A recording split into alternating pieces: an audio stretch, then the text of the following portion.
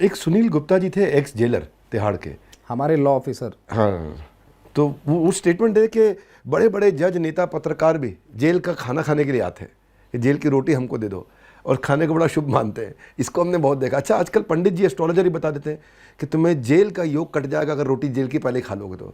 अच्छा, कहीं प्रेग्नेंट महिलाएं भी आती हैं, मेरा बेटा हो जाएगा अगर मैं जेल की रोटी खा लूँगी तो क्या आपने इस तरह की क्या मिथ्याएं देखी हैं? हाँ, जनरली कोई मांगता है इस तरह की चीज़ें, और वो बहुत रिक्वेस्ट करके मांगते हैं कि तो आपको रोटी पे प्रीमियम चार्ज करना चाहिए कि ये रोटी कम से कम 11,000 रुपये की एक रोटी। नहीं, वो चीज़ें थोड़ी अदरवाइज हो जाती हैं। तो लेकिन बाहर से कोई भी ऐसा है, वो कोई ना किसी भी तरीके से रिक्वेस्ट करता है कि सर हमारे ऊपर जेल चक्र है, आप यहाँ खिला दो, नहीं तो कल को बंद होकर मैं यहीं आऊँगा। तो फिर हम कहते हैं कि नहीं भाई, तो बाहर ही खा ले।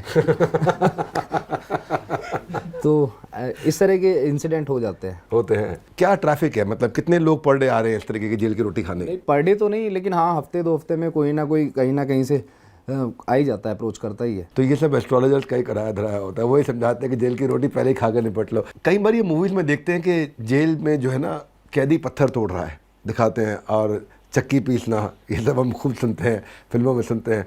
पौधों में पानी डालते हुए दिखता है। असल में मैं जानना चाह रहा हूँ, जेल में कैदी करता क्या है और कैसे काम असाइन करते हो आप उसको? काम यूजुअली हम देते हैं कन्विक्ट्स को, अंडर ट्रायल को नहीं मिलता, क्योंकि वो जुडिशियल कस्टडी में है। जब वो कन्विक्ट हो जाता है, स्टेट कस्टडी में आ जाता है, फिर वो एंटाइटल है किसी काम के लिए।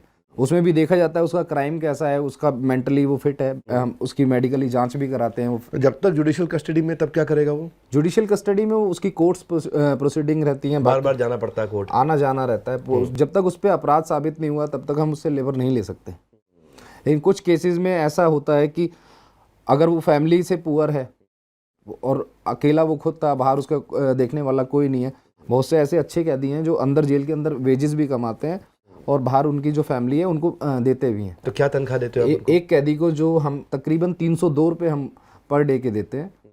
तो सारा अगर हम लगा के चलें तो तकरीबन 5-5.5 हज़ार के आसपास वो आराम से अर्न करता है, और वो फिर अपने घर दे देता है? वो अपने घर देता है। तो उसका मतलब आप लोग पूरा उनको एंगेज करके रखते हैं, और उनकी रिक्रिएशनल एक्टिविटीज़ भी रहती हैं।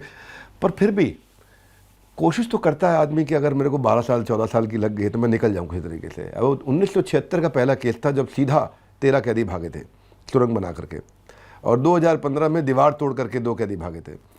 2018 में उम्र कैद की सज़ा काट रहा एक कैदी फरार हुआ था।